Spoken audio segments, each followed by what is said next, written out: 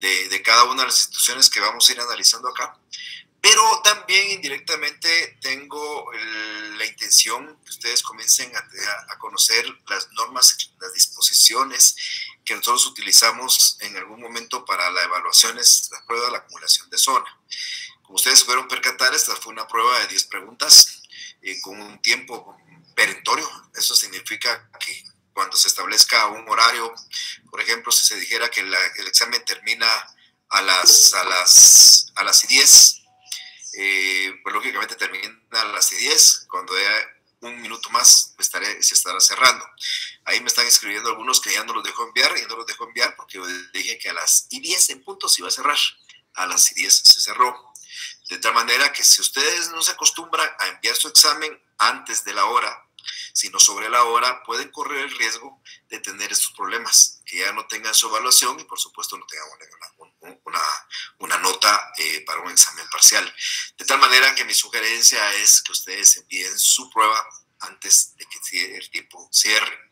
Recuérdense que aquí la idea en este momento es de autoevaluar conocimientos, no es de sacar 10 puntos, porque si yo saco 10 puntos preguntándole a todo el mundo qué hay que responder, no es lo que al final yo entendí, y eso es hacerse una realmente mala percepción de lo que cree uno que está obteniendo o que está conociendo. Entonces, para aquellos que sacaron 10 puntos sobre 10, pues enhorabuena. Aquellos que sacaron 9, 8 o 7, pues me deja muy satisfactorio. Y aquellos que están por 3 o 4 puntos, no. Creo que ya la mayoría tuvo que haber recibido de vuelta su nota, y a la par de su nota también la evaluación debidamente respondida con las preguntas malas y las preguntas buenas que ustedes hubieran tenido. Si alguien no lo recibió, tengo entendido que a veces esta información se va al spam de su sistema, y por lo siguiente pues tal vez podrían buscarlo en ese lado. Pero bien, antes de que demos inicio a esto, quiero que me digan si tienen alguna duda, alguna inquietud de esta experiencia que acabamos de vivir, por supuesto para aclararlas y para que en el futuro ustedes pues no tengan ningún inconveniente. Sí, José Alfonso. Buenas tardes, Rick. Disculpe, o sea que hay que ser, yo siento que hay que estar conscientes con el tiempo, ¿verdad? A mí me pasó ahorita de que no pude enviar el formulario. Entonces solo una petición podría hacerla ahorita. No sé si podría solo activarla para ver si por lo menos puede responder algunas buenas. Ahorita como más de prueba únicamente. Deme un segundito.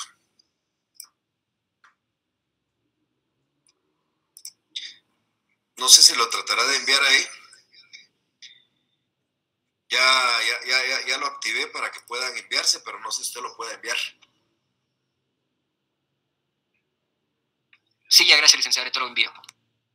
Vaya, de acuerdo. ¿Y alguna duda que tuvieran más? Licenciado, buenas tardes. Yo sí tengo una duda. Sí, Edgar. Yo soy consciente que usted ya lo dijo, pero no me quedó claro. Y es que en una de las preguntas decía que uno iniciaba el proceso de 15,000 quetzales, pero la deuda era de 50,000. ¿Y cuál era, digamos, por cuál había que realizar el proceso? Sí. Yo recuerdo que usted lo comentó, pero no me quedó completamente claro. No sé si podría repetirlo, por favor. Sí, con mucho gusto. Dame un segundito.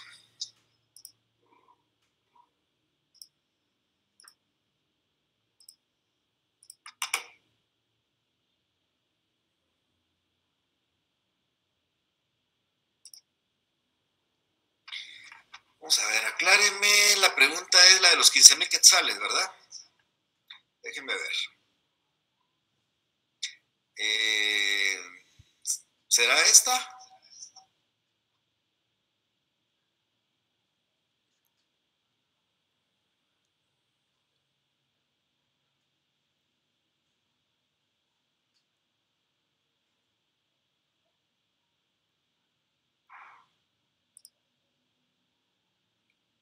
José Alfonso, no, ¿quién me habló? Luis Enrique, ¿será esta la pregunta? ¿Usted se refería?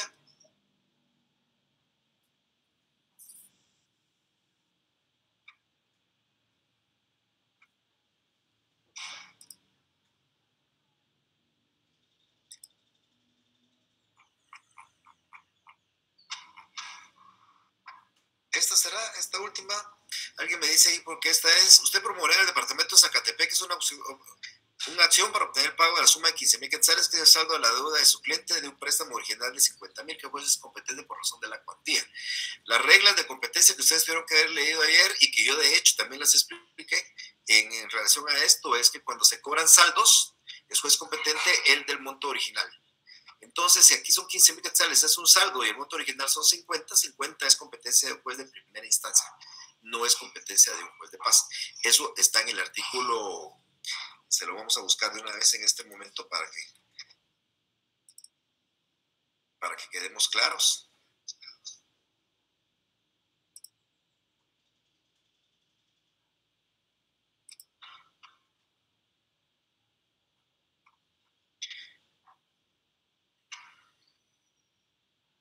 El artículo 8 dice, si se demandaran pagos parciales, su saldo de obligación de la competencia se determina por la obligación del contrato respectivo.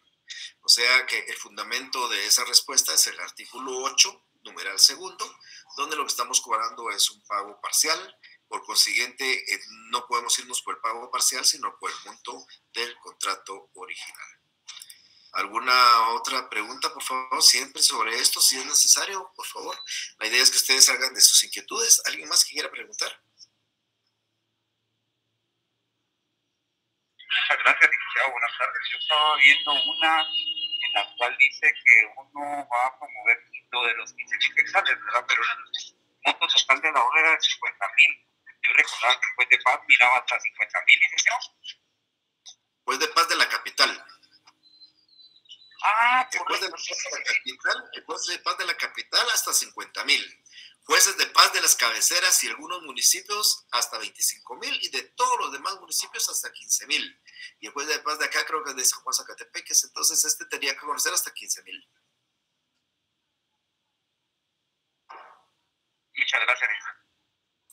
Vaya. Licenciado, buenas tardes. En la pregunta de la competencia se prorroga por es razón de territorio, pero el fundamento sería el artículo 2 del código. El fundamento de eso se lo doy en este momento.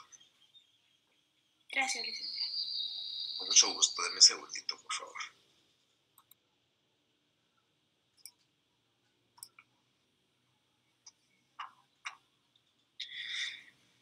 Artículo 3º. Hay que leerlo porque cuando uno lo lee lo puede entender a la inversa. Por eso yo les decía a ustedes que analicen que el juez competente la prueba de competencia se da por razón de territorio. Dice el artículo 3, la competencia en los asuntos civiles y mercantiles podrá prorrogarse a juez o tribunal que por razón de la materia, de la cantidad objeto de litigio y la jerarquía que tenga en el orden judicial pueda conocer del asunto que ante él se prorroga. Entonces, si ustedes analizan esto, dice que yo puedo prorrogar la competencia de un asunto de primera instancia ante otro juez de primera instancia civil. Entonces, ¿por qué? Porque es juez por razón de territorio, por razón de cuantía. Entonces, el juez de primera instancia civil puede conocer en otro territorio. Entonces, no dice acá que pueda prorrogarse la competencia ante un juez cualquiera, sino dice se puede prorrogar ante un juez que por razón de territorio, tenga el conocimiento y decisión, en asuntos civiles que por razón de la materia, de la cantidad objeto de litigio, que es la cuantía o la jerarquía, que sigue siendo igual, que tengan el orden judicial, pueda conocer el asunto que ante él se prorroga. Entonces, lo que aquí hay que entender en este artículo es, si yo voy a plantear una demanda ante un juez de primera instancia civil, pero es de Guatemala, la puedo prorrogar a un juez de primera instancia civil de Zacatepeques, es territorial. La prórroga siempre y cuando se va a dar en alguno de los supuestos que aparecen en el artículo 4. Entonces, si yo tengo una demanda civil planteada ante un juez de primera instancia, puedo prorrogarla ante cualquier juez de primera instancia civil de otro departamento, por alguna de las causas que aparecen en el numeral 4 de ese mismo cuerpo de normas. No sé si más o menos me queda claro. Sí, licenciado, muchas gracias. Yo lo había interpretado mal, pero ya con esta explicación me queda claro. Gracias. Sí, Betsy, yo sé que ese es el problema, que entendemos pues, a veces equivocadamente el artículo, no es entendible, también es cierto. El artículo es un poquito complicado. Es decir, uno entiende que puede prorrogarlo ante cualquier juez. Entonces, lo que dice el artículo es que usted lo puede prorrogar ante un juez de la misma jerarquía, de la misma cuantía, de la misma materia, un asunto. Entonces, solamente puede prorrogarse por razón de territorio.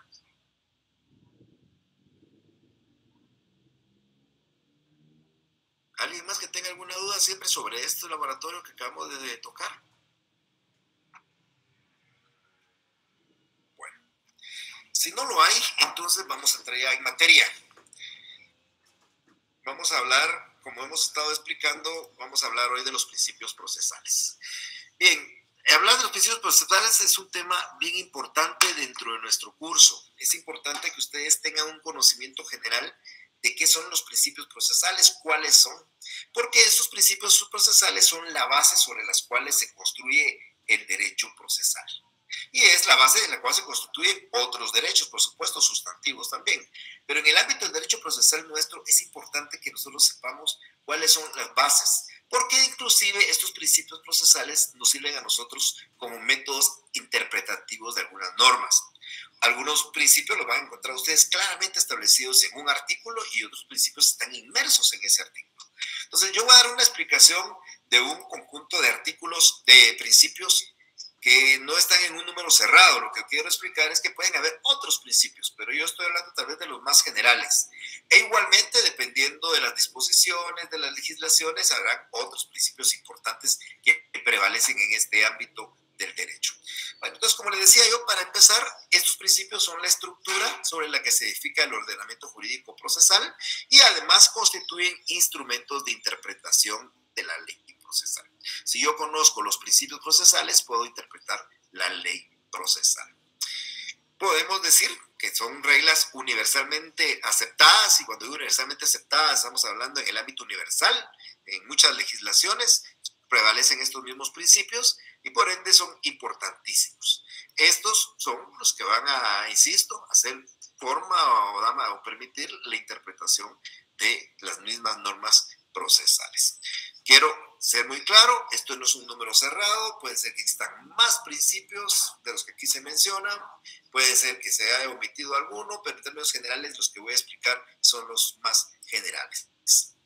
Entonces, el primer principio, yo voy a estar presentando en la filmina normalmente el nombre del principio y entre paréntesis algún concepto que de eso da la Real Academia Española, para que tengamos una idea muy práctica de qué es lo que estamos hablando. ¿A qué me trato de referir? Que normalmente cuando hablamos de principio dispositivo nos quedamos en el aire, pero muchas veces ese concepto nos da la idea. Dispositivo es de disposición. ¿Qué quiere decir el principio dispositivo? Miren, estimadas amigas y amigos, ustedes van a iniciar ya a estudiar su carrera, van a ser abogados y ustedes van a tener que redactar demandas.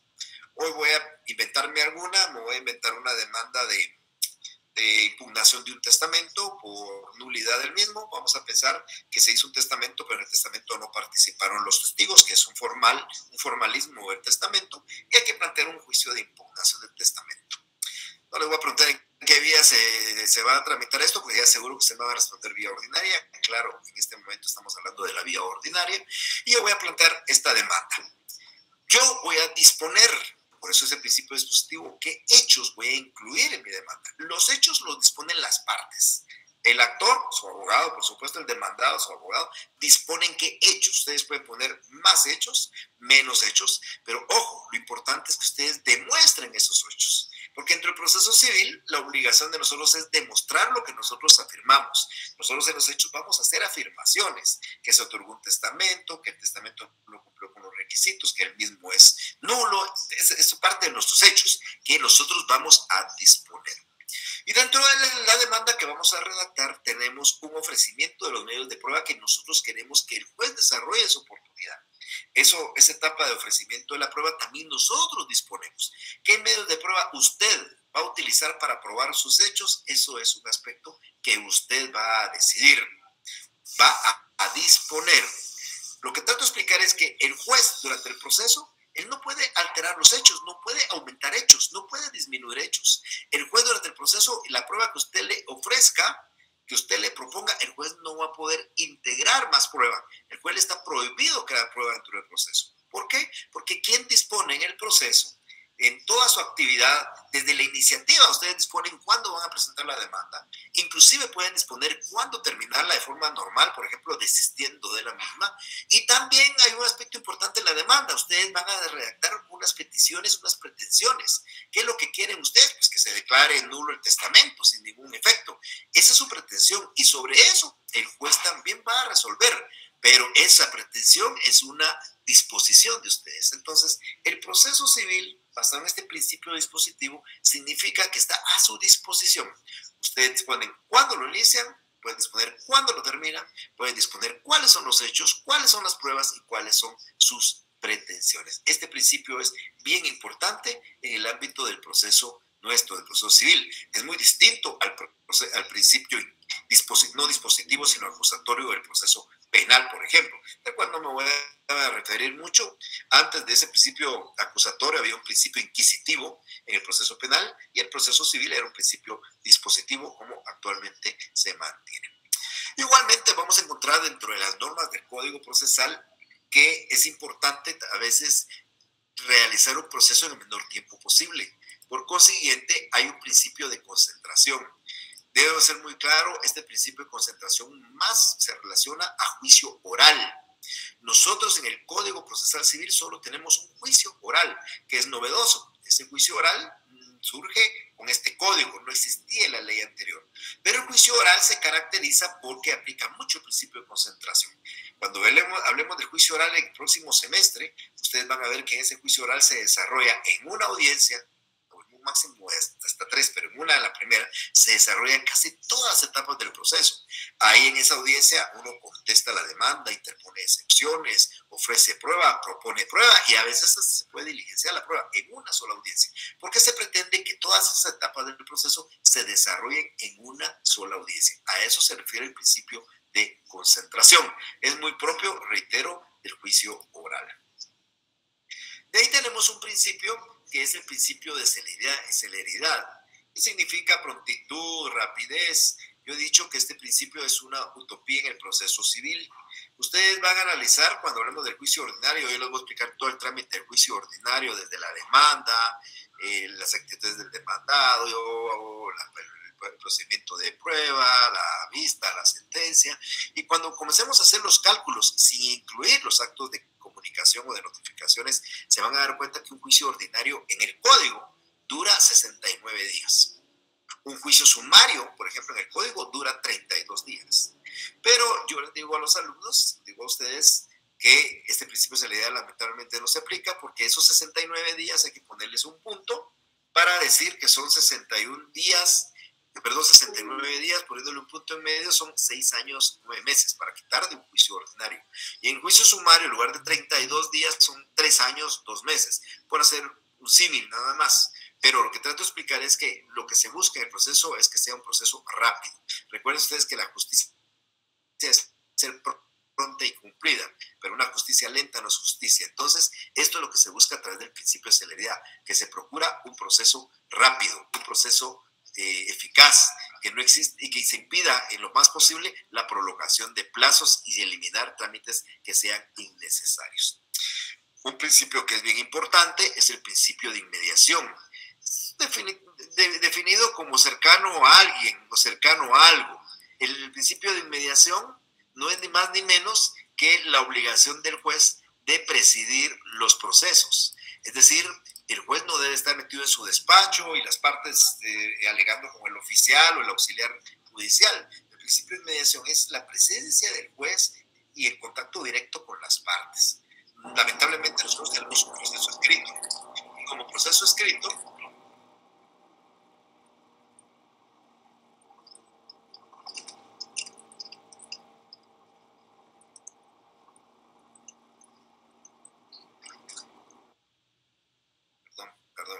a alguien se le puso ahí, se estaba grabando un avión, nos estaba grabando, no sé. Bueno, entonces, y como proceso escrito, es un proceso a largo plazo, es un proceso donde el juez dentro de su despacho comienza realmente a juzgar papeles, nada más, es necesario. Y este principio de inmediación también es muy típico del juicio oral. No quiere decir que no se dé en el juicio escrito. Por ejemplo, en un juicio ordinario, es obligación del juez presidir todas las diligencias de prueba. Está en una diligencia de declaración de parte, una declaración de testigos, es presencia del juez. Pero en el juicio oral, como se caracteriza por audiencias, normalmente el juez está presente en todas las etapas del juicio. Este es un principio que, insisto, obliga al juez a estar en presencia directa con las partes. Principio de inmediación.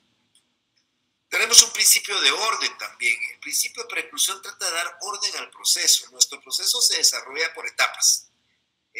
Cuando yo hable del proceso les voy a explicar que hay 3 etapas importantes. La etapa de iniciación, la etapa de debate y la etapa de decisión. Pero estas etapas a su vez se dividen en etapas también.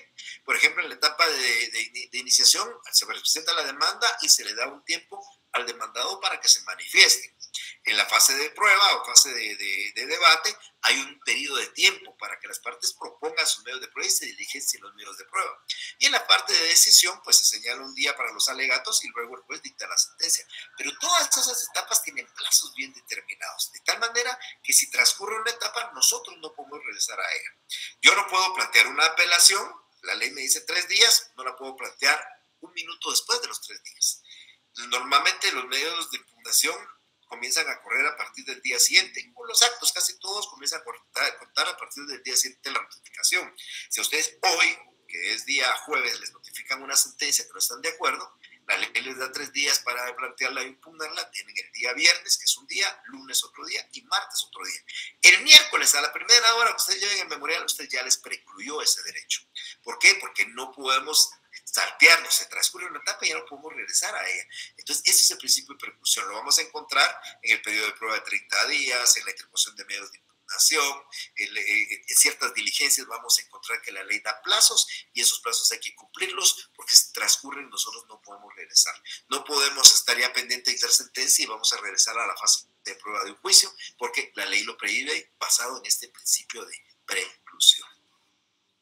Luego vamos a tener un principio de eventualidad. El principio de eventualidad lo que nos hace y nos permite es que nosotros podamos plantear defensas, plantear pruebas, que aunque no las vayamos a utilizar, eventualmente quisiéramos utilizarlas, pues es importante de una vez ofrecerlas, de una vez presentarlas. Entonces, ustedes se van a dar cuenta cuando hablemos de la teoría de la prueba acá, que ustedes en su demanda, por ejemplo, ustedes pueden ofrecer los 7 medios de prueba que aparecen en el código, pero a la hora de proponer medios de prueba tal vez solo necesiten uno. Pero por aquello de que eventualmente ustedes quisieran también aquel medio de prueba, mejor hay que ofrecerlo, porque si no lo ofrecen después no lo van a poder proponer. Pero eso lo vamos explicando oportunamente. A eso se refiere el principio de eventualidad. Este principio de adquisición procesal también se refiere a la prueba. Vean, miren pues, la prueba es el elemento más importante de un juicio de conocimiento y de cualquier proceso. Si ustedes quieren convencer al juez, se lo tienen que demostrar. Ustedes van a ver oportunamente que la prueba civil no es igual que la prueba penal. La prueba civil es una prueba de demostración. La prueba penal es una prueba de averiguación, pero eso lo vamos a explicar en su oportunidad. Entonces, ¿qué tengo que hacer yo cuando llevo un juicio? Demostrarle al juez mis afirmaciones. Si yo le dije al juez que se redactó se hizo un testamento, que el testamento es nulo porque no hubo testigos, tengo que demostrárselo. ¿Cómo se lo voy a demostrar? Pues lo normal pensar es que con el mismo documento, o sea, el mismo testamento, ya va a parecer que no hay testigos. Y esa es la prueba fundamental para probar eso. Pero a mí se me ocurre también que quiero presentar testigos que vieron que no hubo. Yo puedo ofrecer en mi demanda testigos y el documento, pero a la hora de la prueba tal vez solo es necesario proponer la prueba documental y no así la prueba esa. Pero a lo que trato de referirme acá es que como la prueba es tan importante y fundamental, cuando yo presento una prueba, no quiere decir que esa prueba prueba a mi favor. Cuando yo ingreso una prueba y le ingreso legalmente al juicio, la prueba prueba para el juicio, prueba para el proceso, no para las partes. No vayan a creer ustedes que porque el actor presentó 10 pruebas, él es el ganador del juicio y el demandado no presentó nada. No, porque las pruebas que el actor presenta al juicio son para el juicio y por ende pudieran probar inclusive en contra del actor. Entonces, la prueba no prueba para quien la propone, sino prueba para el proceso y puede probar a favor o en contra de quien la propone. Esto es el principio de adquisición procesal. Es un principio de prueba. Tenemos un principio constitucional también en el proceso civil que no podría obviarse, que es el principio de igualdad. Ustedes saben que la Constitución dice que todos somos iguales frente a la ley, pues en el proceso todas las partes son iguales frente al proceso. No se puede tratar en forma distinta al actor del demandado. Sin embargo, hay alguna disposición que vamos a discutir y vamos a explicar el otro semestre cuando hablemos del juicio sumario, que ha sido objeto de inconstitucionalidad, porque le da una obligación al demandado que no se la da al actor. Pero el juicio en sí tiene que tener las mismas posibilidades, tiene que tener las mismas oportunidades, va a ejercer sus mismos derechos, tanto el actor y el demandado, basado en este principio de igualdad. Tenemos un principio de economía procesal que busca que un proceso, pues aparte de que no sea de plazos cortos, se dé con rapidez, pues también sea económicamente barato. Yo no sé cómo van a cobrar ustedes, ya se van a dar cuenta ustedes que el proceso civil realmente no es barato, lamentablemente es un proceso caro, oneroso, se convierte en oneroso por lo tardado de sus trámites, por lo complicado de sus procedimientos, pero también es un principio procesal que haya economía en el proceso civil, y a eso se refiere el principio de economía procesal.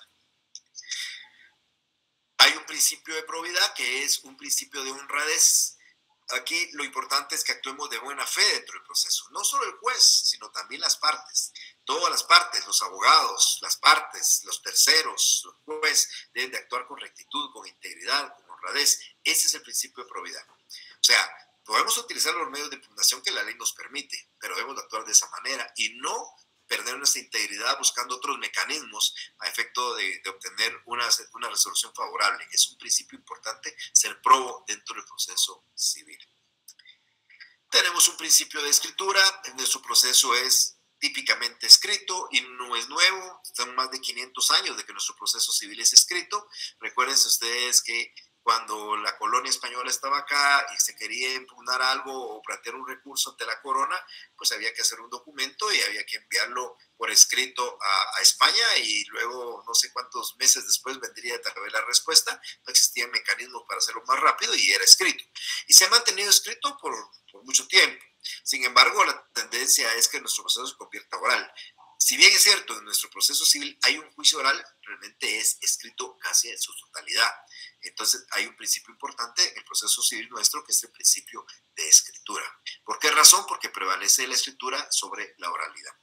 Contrario a esto, hay un principio de oralidad que es la tendencia moderna a desarrollar los procesos. Y cuando digo tendencia es porque en Europa, en el derecho anglosajón, en Sudamérica, ya se utiliza el juicio oral en materia civil para todo el proceso. Guatemala se ha quedado a la saga de este tema, sin embargo han habido 2 intentos para convertir el proceso en un proceso oral. Hace 15, 17 años se hizo un proyecto de Código Procesal Civil donde prevalecía la oralidad sobre la escritura, y hace unos cuantos años también la actual Corte Suprema de Justicia se intentó hacer unas modificaciones al código para convertirlo más en oral que escrito. Entonces hay una tendencia de que el proceso sea oral. Actualmente este principio de oralidad solo se aplica con mucho énfasis en el juicio oral, que empieza en el artículo 199 del código, que ustedes pueden ya comenzar a leer cuando quieran, pero que estaremos analizando hasta el semestre entrante. Hay un principio de legalidad, es decir, miren, los actos no los podemos hacer como se nos dé la gana. Es decir, los actos tienen que estar basados a una disposición legal. El principio de legalidad en el proceso civil significa que lo que ustedes hagan tienen que hacerlo como lo dice la ley. Si ustedes ponen de más, eso no va a ser inconveniente, pero lo que no pueden es omitir o hacer las cosas como no dice la ley. Lo voy a explicar. Si a ustedes la ley les dice, por explicar algo, les dice la ley que hay que poner la edad en la demanda, hay que poner la edad. Si ustedes no ponen la edad, ese acto puede declararse nulo. Si en una notificación, cuando uno hace una cédula de notificación, el notificador tiene que incluir la hora y el día de la notificación y no lo hace y lo dice la ley, así va a ser. Si, por ejemplo, en la declaración de testigos, ya les va a tocar explicarlo, hay la declaración de testigos, es obligación de desarrollar la diligencia en el mismo día de todos los testigos de la parte que lo propone. Si yo lo hago en un día sí y otro día hago el resto de esos mismos testigos, la ley me lo prohíbe, eso se va a volver ilegal. Entonces, yo debo cumplir con un principio de legalidad.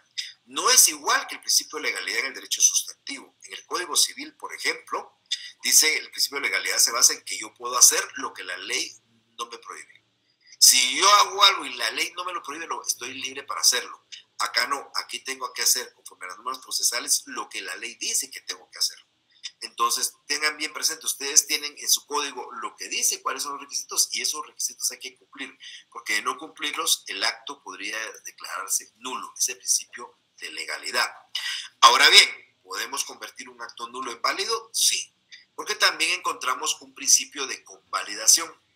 Claro que somos humanos y como humanos podemos equivocarnos, podemos hacer un acto que aparentemente es nulo. Yo puedo no poner la edad en la demanda, pero si la otra parte no se da cuenta y la otra parte no alega la nulidad, entonces va a tener pleno valor. El notificador puede hacer una notificación sin ponerle la hora ni el día, pero si la otra parte a la que se le notificó no alega ese error y se va a convalidar. Ese error, ustedes lo van a ver cuando hablemos de medio de impugnación, hay que alegarlo en los 3 días. Si a mí me notificaron hoy, no le pusieron día y hora y pasan 3 días automáticamente y no alego la invalidez o la nulidad del acto, ese acto es válido y eso se llama principio de convalidación. Es un principio bastante interesante y bastante importante. Cuando yo hablaba del principio dispositivo al principio de esta exposición, les decía que el principio dispositivo es que yo dispongo cuáles son los hechos, cuáles son las pruebas y cuáles son mis pretensiones. Y sobre esos hechos, sobre esas pruebas, sobre esas pretensiones, el juez se debe manifestar en la sentencia. El juez no puede inventar hechos, ni puede agregar más hechos que lo que las partes le pongan de su conocimiento. El juez no puede incorporar medios de prueba y el juez no puede decidir sobre otras cosas que no son sujetas al proceso. Y eso se llama principio de congruencia. El juez debe ser congruente con los hechos, las pruebas y las pretensiones deducidas en el proceso. Eso es también un principio bien importante para aquello de que un juez quiera extralimitarse. Y hay un principio de contradicción. Este principio de contradicción nos quiere decir que cualquier inconformidad dentro del proceso debe de realizarse siempre dándole la oportunidad a la parte contraria. Es decir, si yo a un juez le digo, mire señor juez, la notificación fue nula, el juez no puede decir, haz nula, el juez debe de oír a la otra parte dando el derecho a que se manifieste. Si yo presento una demanda de divorcio, el juez no puede declarar con lugar el divorcio si previamente no le he dado la oportunidad a la otra parte de manifestarse, de contradecirlo. Si yo creo que hay un error en un acto procesal y se lo alego al juez, el juez no puede decir que existe el error si no le da oportunidad a la otra parte de manifestarse en relación a ese error. Y eso se refiere al principio de contradicción. En este principio, los actos procesales deben de ejecutarse dándole la oportunidad a la parte contraria para que intervenga dentro de esos principios de contradicción. Bien, eso en términos generales, mis estimadas amigas y amigos, son los principios en general del proceso civil. Todos estos lo van a encontrar en unas normas. Voy a tratar de redactar tal vez un pequeño laboratorio para la próxima sesión, donde yo les pregunte qué principio creen ustedes que está inmerso en ese artículo, para que ustedes tengan más o menos una idea. Ahora, pues me permito dejarles a ustedes la oportunidad de exponerme, lo que ustedes quieran exponerme. Tienen minutos para preguntas y respuestas en relación a este tema. Sí, por favor, José Alfredo. Disculpe, licenciado, solo con una consulta. En ese principio de convalidación, ¿como cuáles podrían ser los aceptados? Porque, por ejemplo, si es en algún dato de algún nombre, no se podría validar. O en alguna ubicación de algún inmueble, por ejemplo. Mire, pueden haber errores en la demanda. Que usted realmente, el error que usted haga y identifique mal un inmueble no es un error de forma, sino viene siendo un error de fondo. Yo a lo que me refiero es, si a usted la ley le dice, el Código Procesal le dice, vamos a ver, para realizar la declaración de testigos debe de hacerse en un solo acto. Así dice la ley, un solo acto. O sea, si usted propone 5 testigos y ese día va a juzgado, el día que le señalan va al juzgado, lleva 3, el juez le va a decir a usted, bueno, oímos a estos 3 y renuncia a los otros 2 o señalamos otro día para que vengan los 5. Pero el juez no puede hacer una diligencia de 3 hoy y hacer una diligencia de 2 mañana. Si el juez hace eso, ese acto es nulo. Pero si esa nulidad el juez la hace y nadie se la alega, puede convertirlo en un acto válido. A eso es a lo que me refiero. Entonces, en los actos que se desarrollan dentro del proceso. Ahora, si usted puso una mala notificación, y esa pregunta es interesante porque yo recuerdo de un caso en el cual una persona presentó una demanda de desocupación y en lugar de poner la zona 1 en su demanda puso zona 2. Sucede que cuando el juicio se fue con todas las de ley, nadie se percató de eso, dictaron sentencia y condenaron a desocupar la zona 1 y no la zona 2, como era. Y sin embargo, y plantearon apelación y se fue en apelación y volvieron. Pues eso es un error, en este caso, del autor. Es un error que no va a tener un endeudamiento, es un error grave que le va a perjudicar a la hora de tomar una decisión. Usted, cuando hace una demanda, tiene que redactarla con tal claridad y precisión que usted sepa que a la hora que el juez dicte la sentencia congruente con eso, usted tiene las posibilidades. Pero si usted se equivoca en un nombre, por ejemplo, vamos a pensar en un nombre, y yo en lugar de, a mí me notifican y yo soy Mario Estuardo Gordillo Galindo, pero notifican a Mario Estuardo Gordillo Castillo. Yo no soy.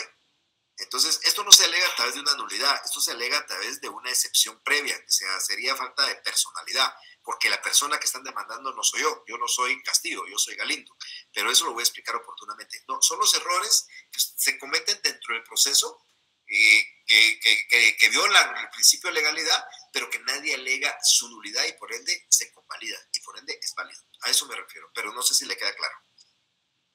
Sí, ya me quedó claro, licenciado. Gracias, muy amable. A usted, José Alfonso. ¿Alguien más? Licenciado, entonces estábamos hablando de forma. ¿Qué sucedería cuando hay un error de fondo?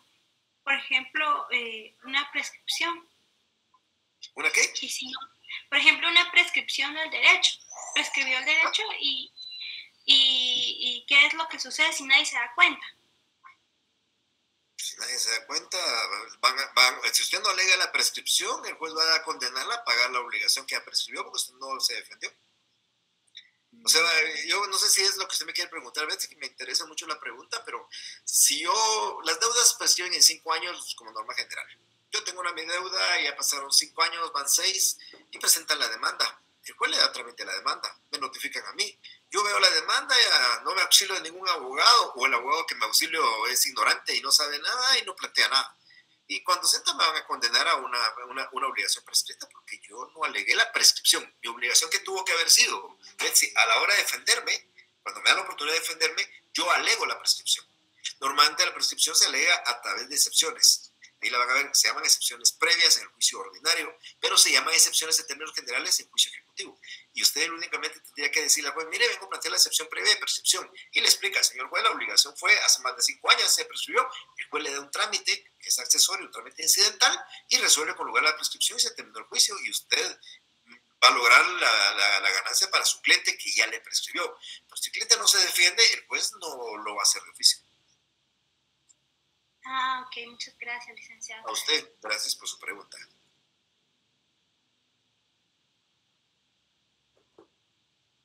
Bueno, si no hay más preguntas, así que les deseo una feliz tarde, que tengan un buen descanso. Nos vemos el martes de la semana entrante. Hasta pronto, feliz tarde. Feliz tarde, licenciado. Muchas gracias. Feliz tarde, licenciado. Licenciado.